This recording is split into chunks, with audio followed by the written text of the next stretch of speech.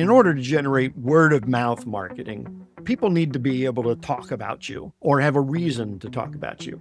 And at the end of any interaction with you, they should be saying something along the lines of, "Oh my God, you'll never guess what happened at the dentist's office today."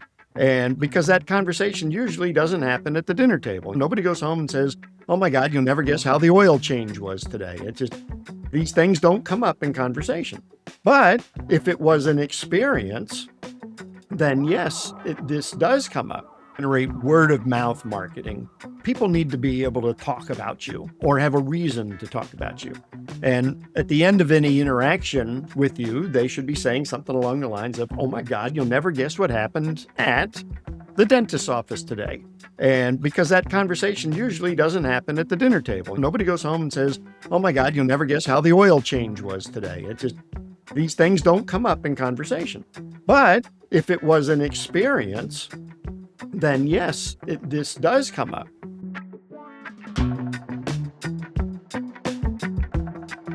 Hey everyone, welcome back to Reanimated Stories. I am your host, Roger of Reanimation Design, and I'm really excited about today. I have a really cool guest, Vance, this morning. Well, I say this morning, it's really the afternoon, but I have a really great guest. And if you are out there and if you are a Disney fan, then you are definitely going to listen to this. We're going to talk about Disney, but maybe not in the way that you think of. We think of the castle, we think of these sort of things, but Vance is going to really kind of talk to us about why we remember those things. Because look, Disneyland and Walt Disney World were, yes, they're huge theme parks, but they're not the only ones out there. But there's a reason that we remember Walt Disney World and Disneyland and all the Disney movies and the environment and what they create in us and why we think about it. So Vance, thanks so much for joining me today. I really appreciate that. Yeah, my pleasure, Roger. We'll have some fun and hopefully be able to drop a few gold nuggets for everybody. Yes, definitely. And obviously I start off with Disney just because, that's really kind of, you bring that up, but that's not just what you do. So I don't want people to think like, well, okay, he's just going to talk about Disney, right? We're not going to talk about Disney. We're not going to sit here and talk about like Easter eggs or anything like that. Right. But really an interesting way in how you've brought your experience with Disney, because you used to work at Disney, and I don't want to give any of that away because I like to try to give that in your introduction. So Vance, without further ado, could you go ahead and tell us a little bit about who you are and what you do? Sure thing. So I, as you alluded, spent a little over a decade working for the Mouse, the Walt Disney Company down in Orlando. I was on the opening team of a number of their resorts, on the design team of some of their character dining destinations. And I took everything I learned at Disney and really just brought it forward to everything I did after that. And I am living proof that you can leave the Disney company and not curl up into the fetal position and, kind of wither away. We do survive without the mouse.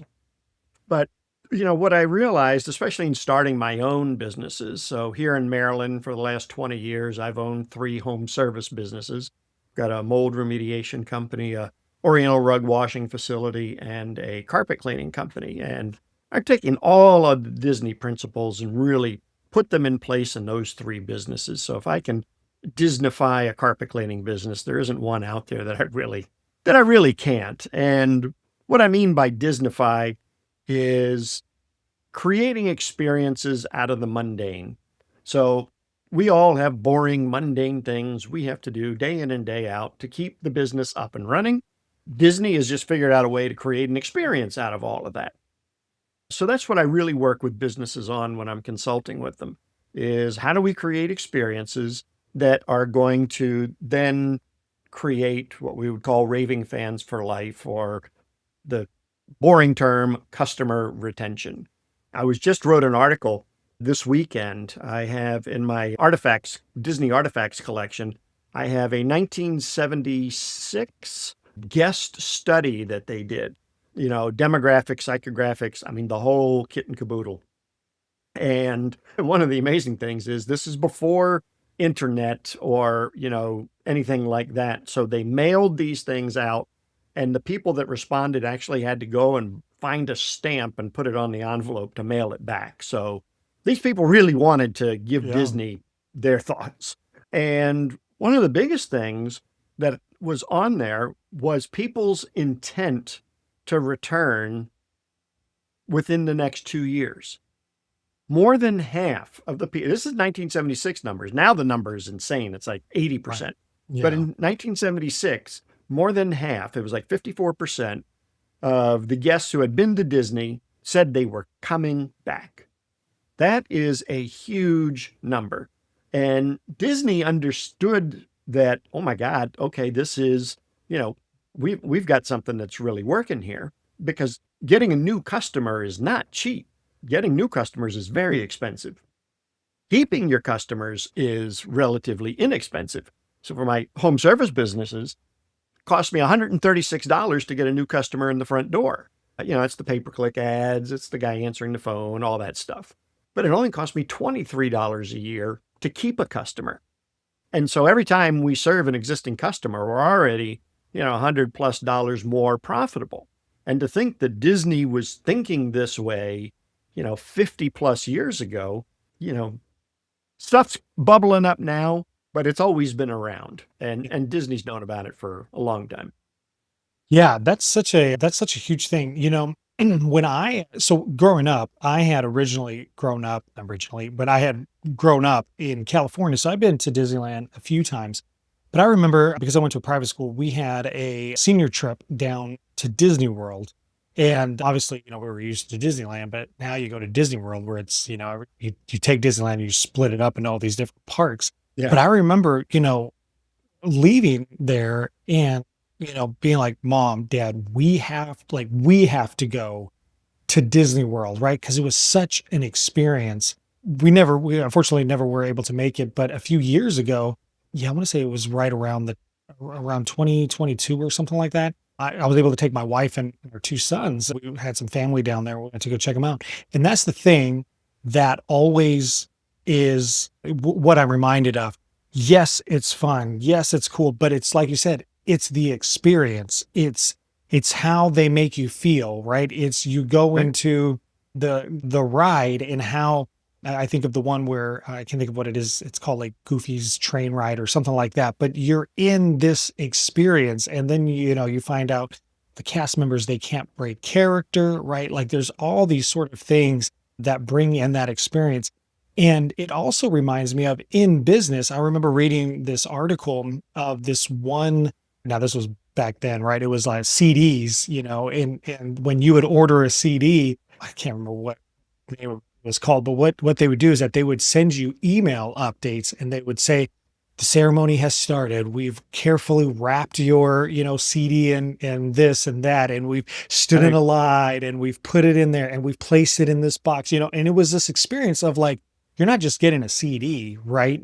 When you get the CD, it's going to be carefully boxed. We've done this stuff for the CD. And so when you get it, yes, you're going to hear this music, but there's an experience that has gone beyond that. And that's huge. I think that a lot of times people don't necessarily think about that, or we forget about that in business, but just in general, right? Like we don't create these experiences in life, if you know what I mean.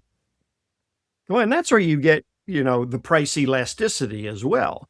I mean, if you're a commodity, and we're all in commodity businesses, I mean, a dentist is a dentist is a dentist. There's only so many ways to clean teeth. What separates one dentist from another? And it's the in-office experience that they deliver. And I mean, I have one dental client. She's a pediatric dentist. She was a general dentist and then decided, she didn't like the money she was making. She was all on insurance and things like that. And so we decided that she would go private pay, which just by going private pay, she eliminated 2.5 team members. So she was already like $160,000 a year more profitable by going private pay, because she had two people doing insurance billing.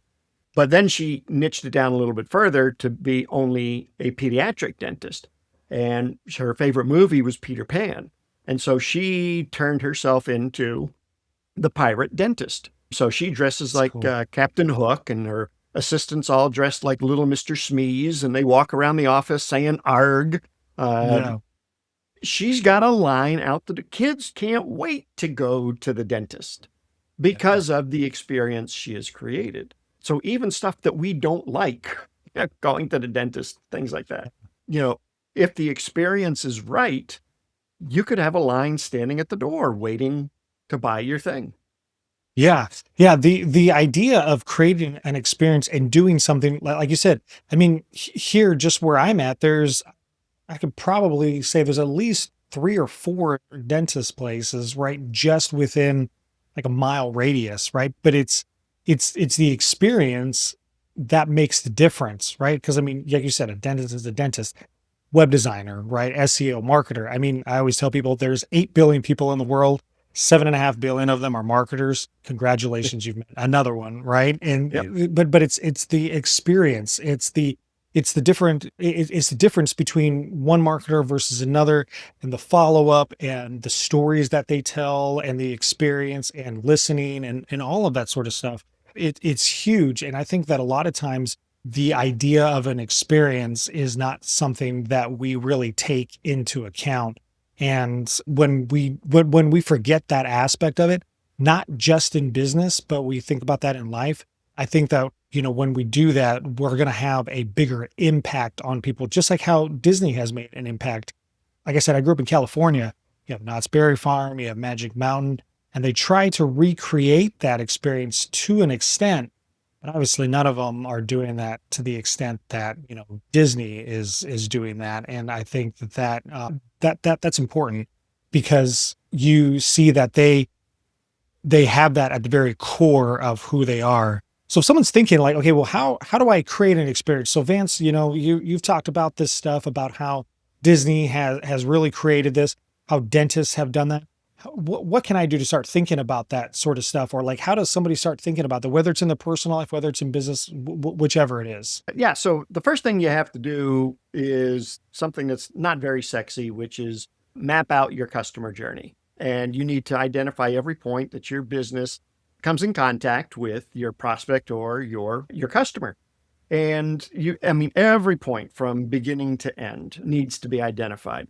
And then you look at it and you say, okay, where do we get the most bang for our buck? Where can we really make an impact? Because with the experiences, you really want, in order to generate word of mouth marketing, people need to be able to talk about you or have a reason to talk about you. And at the end of any interaction with you, they should be saying something along the lines of, oh my God, you'll never guess what happened at the dentist's office today.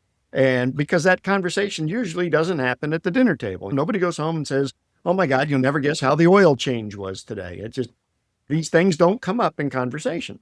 But if it was an experience, then yes, this does come up. One of the boring, mundane things we have to do in our home service business is get into the house.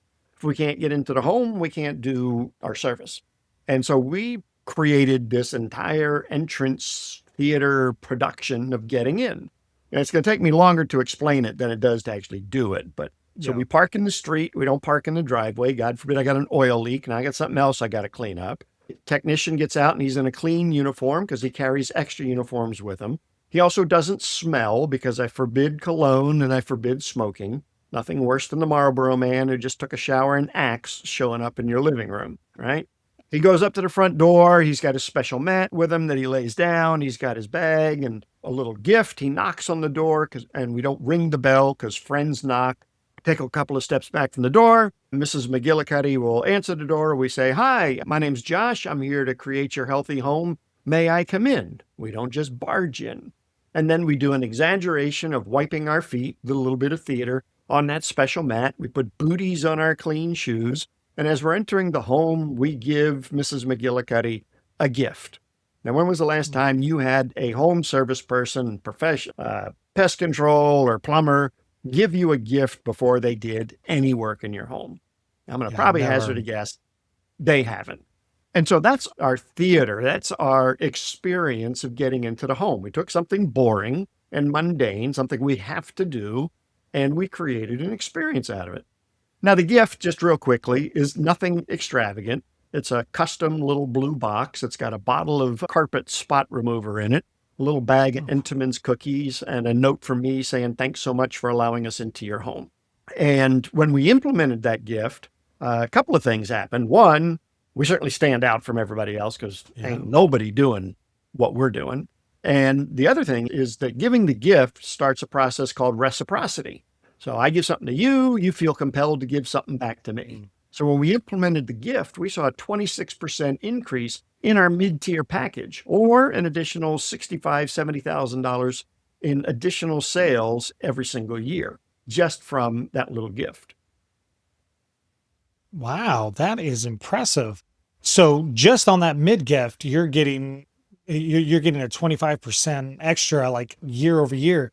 So Yep. now on top of that, not only are you, because you had just mentioned it, I don't want to blow by that, but you mentioned people are being more like reciprocal. So in what ways are they being more reciprocal? Is it just like they're asking you to come over more, or how else are they asking you to, or No, having you they being choose a reciprocal? higher package. So Okay. instead of choosing our basic package, now we have 26% more choosing our mid-tier package, which is called the Stain Fighter. We do the stain resistance and all that stuff. Yeah. Um, so 26% more people are choosing that mid-tier package. And by doing that, they've added, like I said, close to $70,000 in additional sales every year. Wow. And so then what is now, so now what are referrals looking like? Because I assume that Sally's going to tell Jane the next time that she's with them, like, oh, hey, my carpet Yep. cleaner gave me a gift. Yeah. Yeah, we touch people, not literally, figuratively, at least it's either 7 or 11 times. You'd Okay. think I would remember this, it's my system, but we touch them on referrals 7 to 11 times before we even get to the front door. Oh, So the wow. guy on the telephone is asking, hey, do you have any friends or neighbors who might like to have cleaning on the same day? We could offer you a special price. The technician's business card is designed as a referral card. We've got referral certificates. When we call to make the confirmation appointment, we ask again, hey, do you have anybody in your neighborhood who would like to get a cleaning as well? Referrals really are a condition of doing business with us. Said a lot more eloquently than that, but that is the general message. We don't have one of those punch card things or, hey, if you refer your friend, we'll give you a $5 coupon to Starbucks, or we don't do any of that crap because that's more bribery than it is people referring. People refer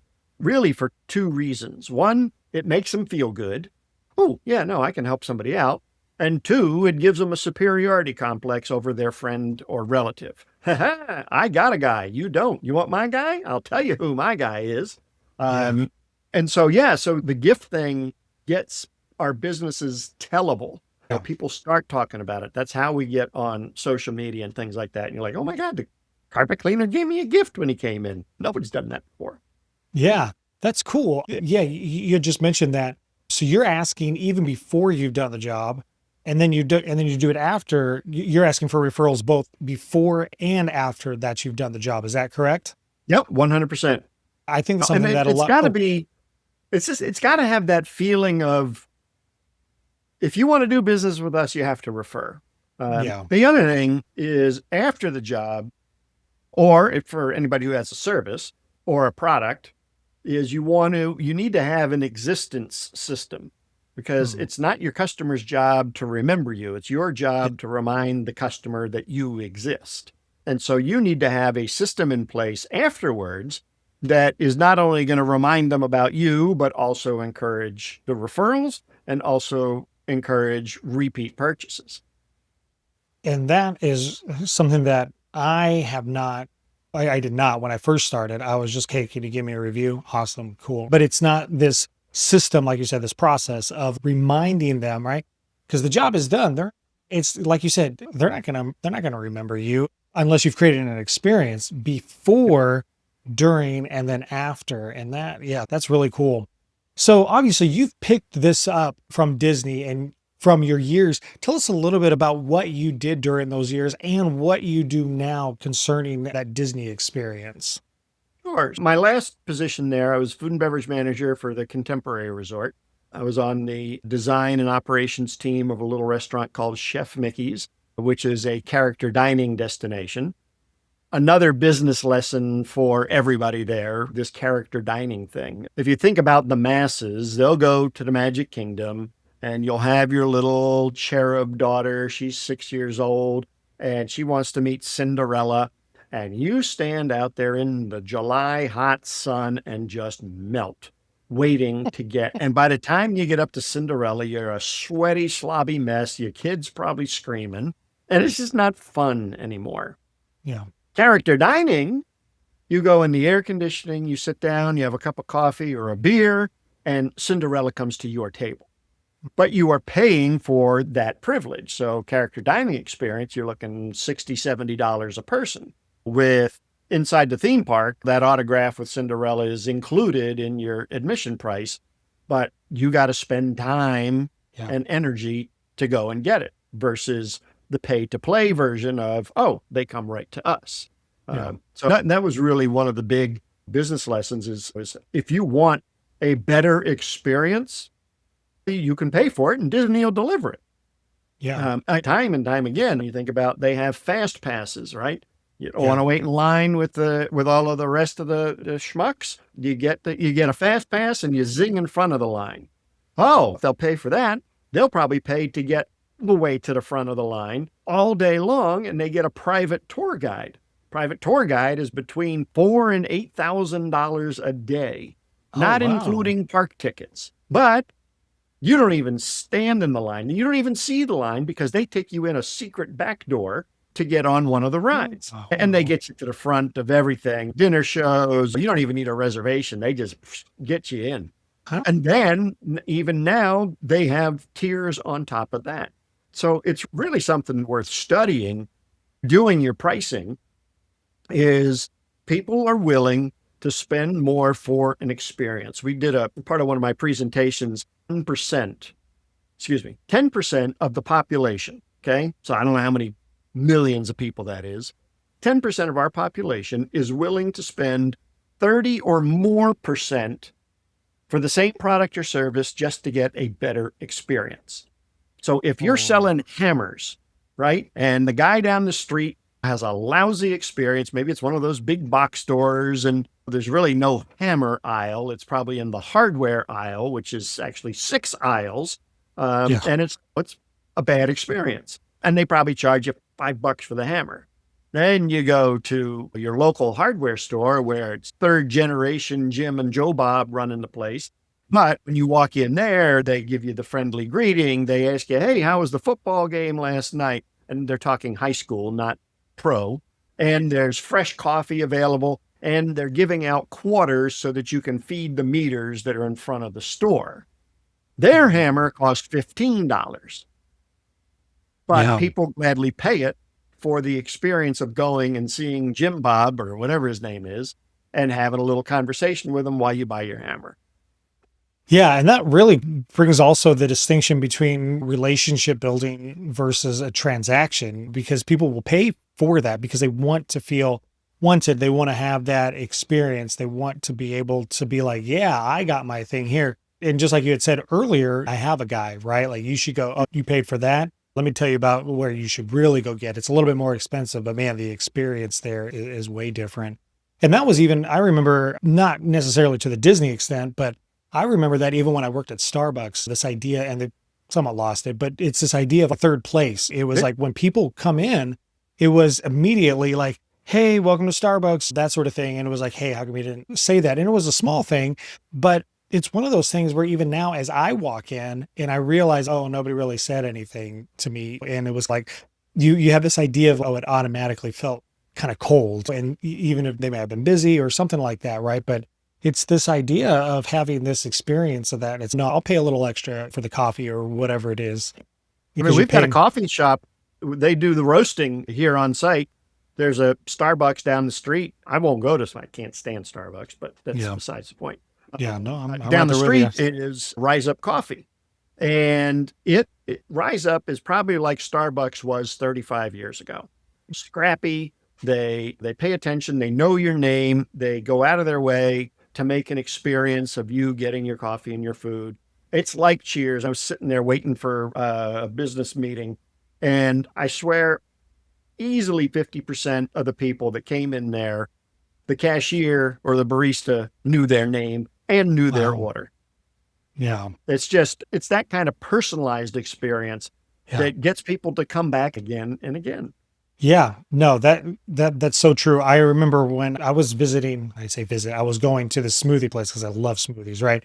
And I started going to the smoothie place, and I will I will specifically go back to this place, and I continue to do that. It's a little out of the ways now, but still, if I'm in that area, and even if it's a little, okay, I got to pass this other one, I'll go to that one because she knows my name. She remembers me. I hadn't been there in 6 months because I just hadn't been down that way in such a long time. But that when I came back, hey, Roger, you're here. You still want your acai and blah, blah, and all that. And I was like, oh my gosh, yes, I will take. And I love going to that place because it's a different experience. It's reminding me, oh yeah, this is why she's probably seen hundreds, if not thousands of people. And there's a high school there. There's all these businesses around there.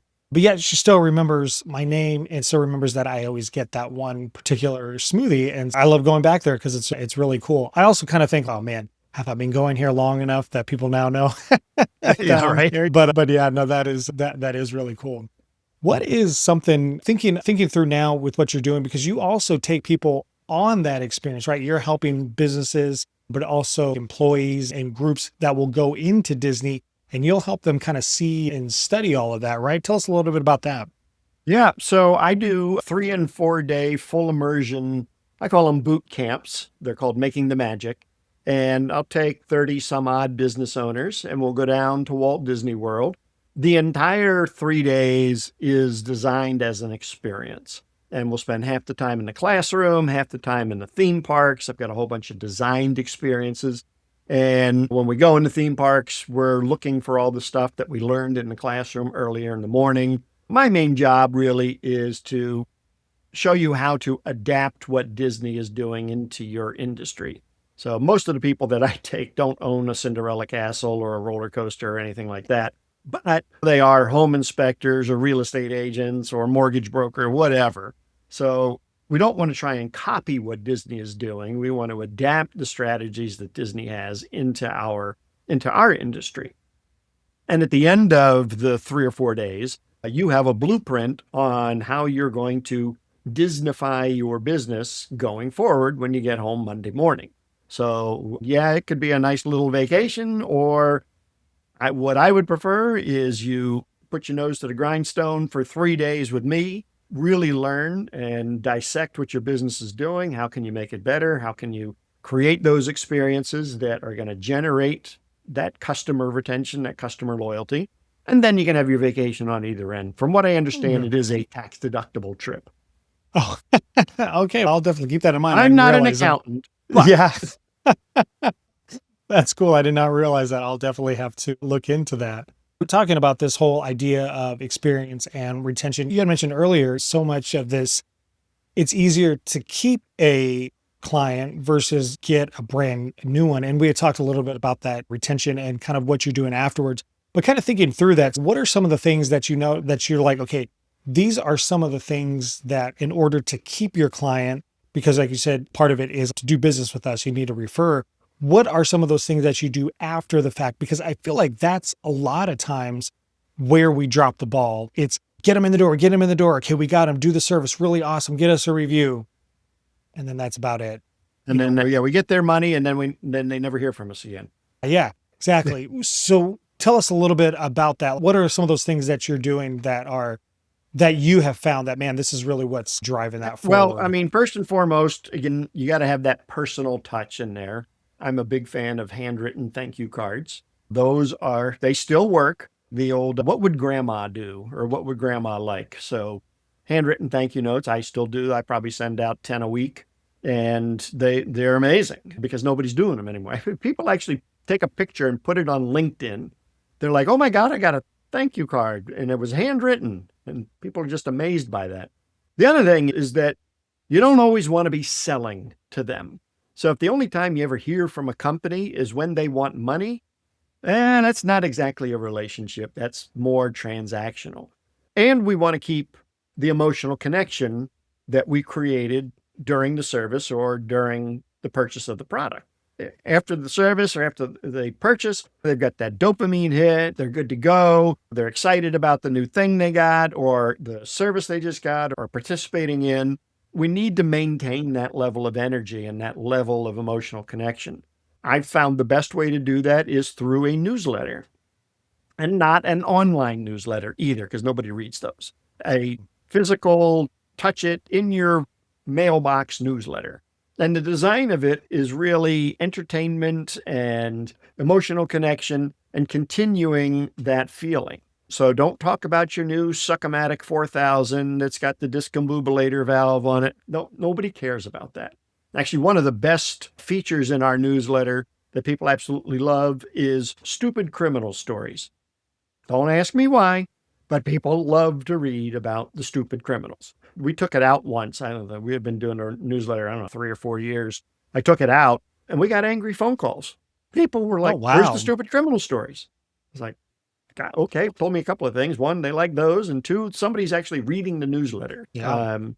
And so and you do it monthly and you got to stay consistent with it, but you're not always selling. And so you're moving that relationship forward.